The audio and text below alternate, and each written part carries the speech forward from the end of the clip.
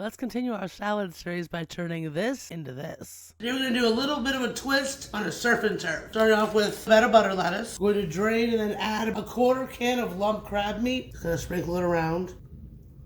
Dice up and add some roast beef. Halve and add about 6 cherry tomatoes.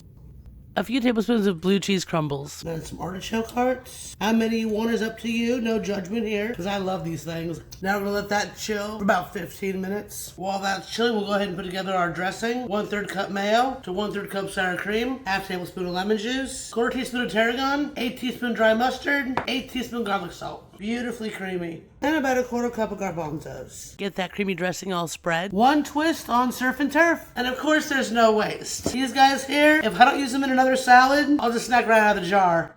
Love me some artichoke hearts. There's lots I can do with the blue cheese. With the garbanzo beans, check this video here. If it's not there yet, be sure to subscribe and hit that bell so you know the minute it drops.